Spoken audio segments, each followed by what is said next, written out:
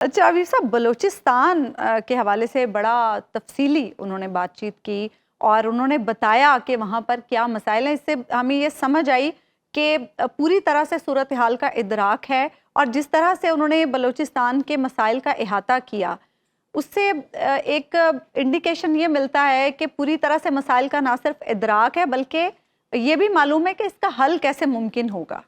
عظمیٰ، میں یہ دیکھیے جو آج انہوں نے بات کی ہے نا بلوچستان والی، میں پاکستان کی جو حکمت عملی ہوتی ہے، خواہ وہ دہشت گردی سے نمٹنے کی ہو، خواہ وہ خارجہ پالیسی کی ہو، میں اس پہ کوئی زیادہ اس سے متفق نہیں ہوں. اچھا، میں یہ سمجھتا ہوں کہ یہ موسٹلی یہ جو حکمت عملی ہم طے کرتے ہیں نا، جس کو ہم کہتے ہیں نا خارجہ پالیسی، یہ ہماری کوئی خارجہ پالیسی نہیں، ہماری نی جرک ری ایکشنز ہوتے ہیں.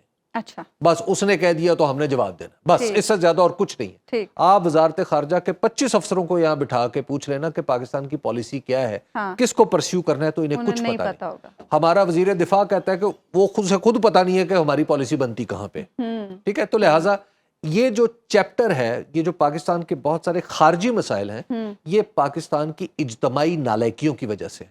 اس میں وزارت خارجہ کی نالائکی، یکے بعد دیگرے ہمارے وزرائے خارجہ کی نالائکی، اور کسی درجے میں پاکستان کے اندر جو فوج کی انگریشن ہے تھوڑی سی وزارت خارجہ میں، اس کی وجہ سے بھی خرابی پیدا ہوتی ہے. تو لہٰذا آج جو انہوں نے دو باتیں کی، ایک ہے خارجہ معاملے سے، ایک ہے داخلہ معاملے سے. اگر آپ میرے دل کی بات پوچھنا، میں آپ کو دل سے یہ بات عرض کروں، تو میں یہ سمجھتا ہوں کہ میں نے پاکستان کے اندر پہلی دفعہ دو سین باتیں سنی. اچھا، پالیسی لیول پہ ٹھیک. دو عقل کی باتیں سنی، ورنہ اس سے پہلے میں نے آج سنی. میں آپ کو عرض کروں وہ دو عقل کی باتیں کیا ہیں. مثلا افغانستان کے بارے میں ہم نے یا تو یہ سنا ہے کہ ہم انصار ہیں اور وہ مہاجر ہیں، یا ہم نے یہ سنا ہے کہ وہ دشمن ہے اور ہم آپس میں دشمن ہیں. ٹھیک ہے، ہم الٹل ریسنٹلی یا تو ہم نے اپنے بازو اتنے کھولے ہوئے ہیں کہ من تن شدم تو جان شدی والی کیفیت ہے، یا ہم نے باڑیں لگا کے ویزا لے کے آؤ، ویزا لے کے آؤ. مطلب یہ یعنی یہ اس طرح کی ہم نے گفتگو کرتے ہیں کہ جیسے اگر آج کے دن حضرت داتا گنج بخش بھی غزنی سے اٹھ کے لاہور آتے تو انہیں بھی وہاں پہ روک لیا جاتا کہ ویزا لے کے آؤ. دیکھیے یہ ہم بالکل نان سینسیکل پالیسی ہے ہماری افغانستان کے بارے میں. میں نے آج ایک فقرہ، اور مجھے افسوس کے ساتھ کہنا پڑتا ہے کہ ایک فوجی نے کہا، یہ بات سیاستدان سے آنی چاہیے تھی، وزارت خارجہ سے آنی چاہیے تھی. انہوں نے بہت اچھی بات کی. انہوں نے کہا کہ افغانستان ہمارا بھائی ہے، نمبر 1، ہم دونوں ایک دوسرے کے دوست ہیں، ہمارے درمیان غلط فہمیاں ہیں، لیکن اگر کوئی یہ سمجھتا ہے کہ ہمارے درمیان رخنا پیدا کر کے ہمیں ایک دوسرے سے دور کر دے گا تو وہ غلط سوچتا ہے. میں یہ ایسی پالیسی، اگر یہ پالیسی بن چکی ہے، کیونکہ بعض اوقات ہمارے فقرے اچھے ہوتے ہیں، پالیسی اس کے پیچھے کچھ نہیں ہوتی، اگر یہ پالیسی ہے تو یہ قابل داد پالیسی ہے، یہ قابل مبارکباد پالیسی ہے. اور میں آج نہایت خوش ہوں اس حوالے سے، بشرطے کہ مجھے بعد میں ایکشن بھی اس پہ ہوتا ہوا نظر آئے. یہ نہ ہو کہ ادھر ذرا سا دھماکہ ہوا، پٹاخہ ہوا تو ٹھک کر کے الزام افغانستان پہ. پہلے تو اس بات کو تھوڑا سا رکھیں.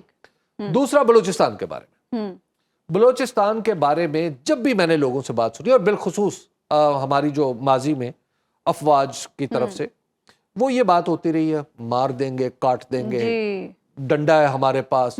وہ مشرف کہا کرتا تھا ایسی جگہ سے بم آئے اپنے لوگوں کے بارے میں. تو اب یہ ہے ہماری ماضی، یہ ہمارا ماضی ہے. اور آج کتنا خوفناک سانحہ ہے یہ راڑا ہاشم والا بھی، اور اس کے بعد یہ جو لوگ ہمارے پنجابی، جو پنجابی تو نہیں پاکستانی تھے، موسیٰ خیل والا، جو موسیٰ خیل میں واقعہ پیش آیا، آج اس پہ کسی نے نی جرک ری ایکشن نہیں دیا. انہوں نے یہ نہیں کہا کہ مار دیں گے، کر دیں گے، کاٹ دیں گے. کوئی رجس نہیں پڑا، کوئی ایسا نعرہ نہیں لگایا جو غیر حقیقی ہو، کوئی ترانے نہیں چلایا. سیدھا کہا ہے کہ جناب ہمارا یہ کام ہے، اس کے اندر پیچیدگیاں ہیں. ایک پروفیشنل بات کی ہے، بجائے اس کے کہ اپنی اندر پولیٹیکل نیچر کی بات کرتے، جیسے وہ ہمارا وزیر داخلہ وہاں گیا تھا.